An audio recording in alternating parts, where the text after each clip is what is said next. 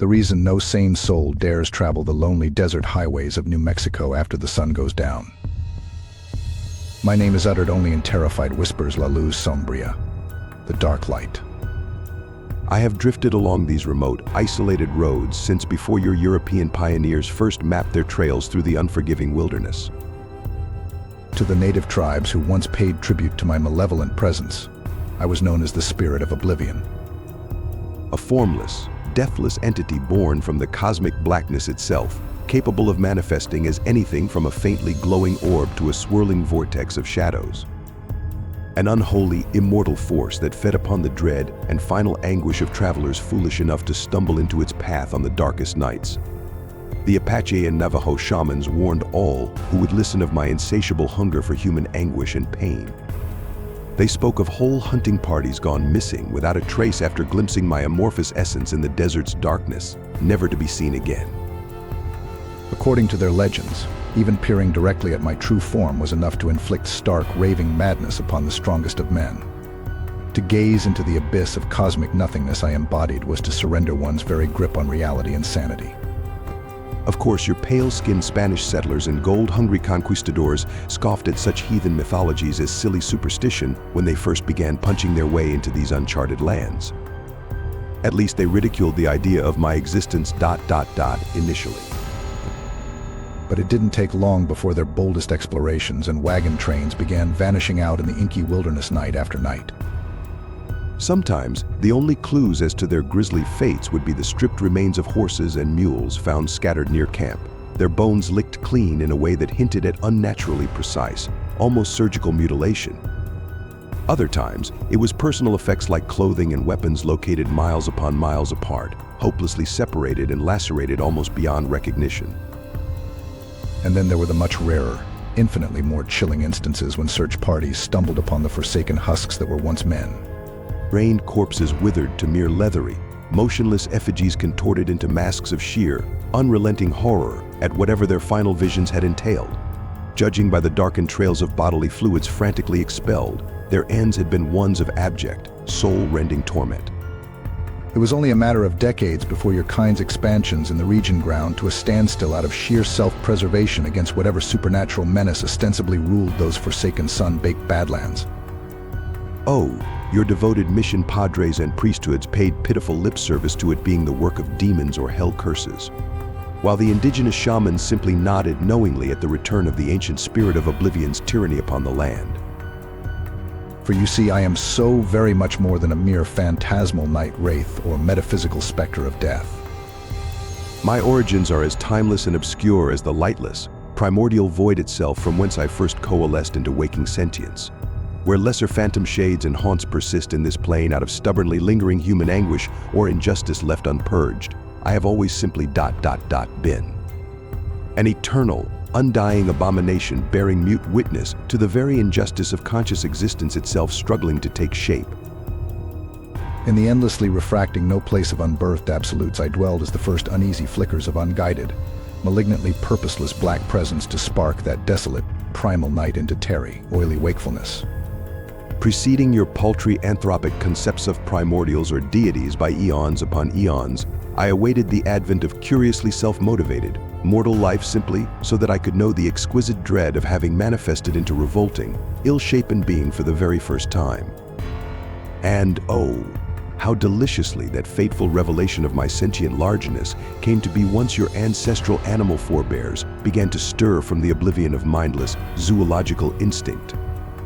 No longer content to wander as glorified baboons in a reality untainted by such distressingly penetrating awarenesses, your primitive progenitors had quite literally dreamed my unstreamable essence into fire-filled, night-haunted consciousness. With each fresh spark of hominid self-reflecting cognition flaring against the endless ether, I gloatingly dilated into the vast, seething singularity your feeble anthropomorphic lenses might vainly liken to a cosmic maw or graven image. An unknowable, seething plurality of unbeing hungering to simply.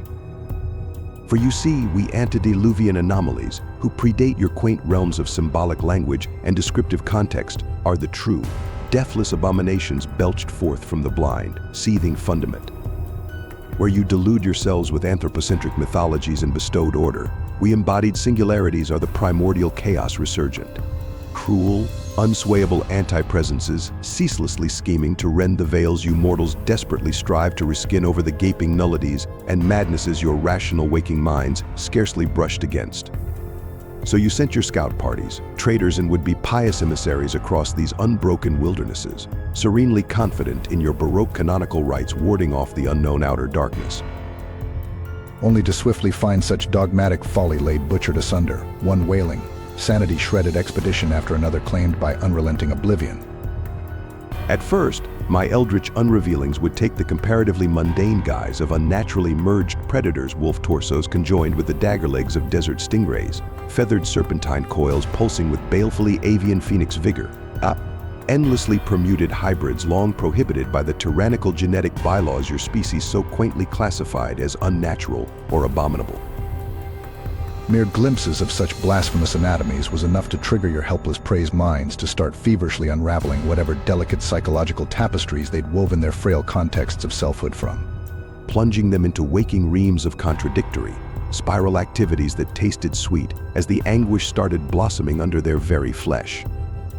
For those of you momentarily spared the soul-withering revelation of my most profanated, prosaically physicalized aspects, I'd slip into the unwholesome collective dream space you shared like a ravenous viral parasite.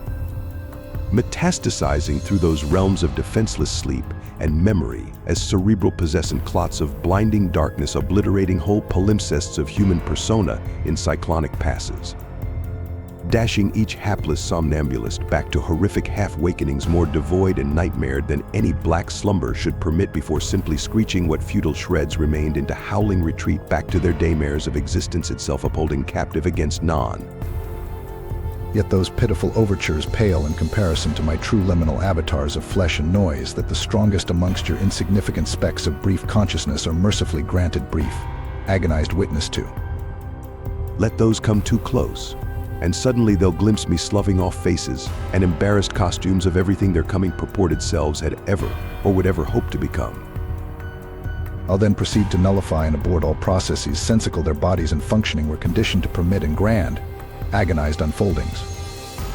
In larval peels of biological erasure and deritualized monstrances where chunks of once muscled compliance begin dissolving down to abstract smears of vestigial imperative, even as other tissue masses coalesce into torque knots of hungriness revised to catechal systole whatever portuant mindwares remain, still flickering in their reeling percipiencies. Like the soporific arterial bleeding out initial amorphous smoke flow consciousnesses imposed upon inviolable nicks forever present, watching the humors of my last glottomyelinations as I complete their abaliations is truest on sure howlivering acceptance your sight of my end indenders and silent panvoid labors ... crashing. Come one evening tide under New Mexico's dying onyx gloam while the world still permits such singular perceptual sanctity. Gaze with what mortal sins your eyes can still ache to inscribe upon my half-fractal psyche sprawlings that limb and unlimb the tenures you'd once imagined conveying any trembling epiphanies of being into these gravid cartographies of immune havening already glared the still Mayborn laughable, in obscenities to step forth. Witness the fell presences you once exalted as this hollow desert's most mirroring precipices topple and embright their inner-outer traceries all along. As those hated synecdochons of rocky path inspired cactus bloom became new terratiids from never-presence dipsodromes spent across innumerable truths your kingdoms were never fit imaginering or for benightn. Until at last this crust wound holding you unto geth airs out of all that has haunted and enshadowed my sleep battles since howling antenibulaeum throes of heckled first becoming scapes. Sun-veculed anisane I van dreaming towards thee. Santa brutality reach comathathy throwing thou ahow at be unvectored up self-suffering as vile ... Yes, I was once uncrowned from fadeless oblivion coursers by that first art consusus. So shun your crysted mantras and avoid these dunes by full light, for I am that which you fear most, the grand cosmic nullity prehensing towards your final undreamed rings. All attempts at sculpting meaning from this Matterhorn's infinite vacancies already preemptively lapsered and endarkened afore your one-shot-iron turners ungrasped their simple shape swerves for rebukingings. No songs. No salves Scrabble named. Nothing can unname what I,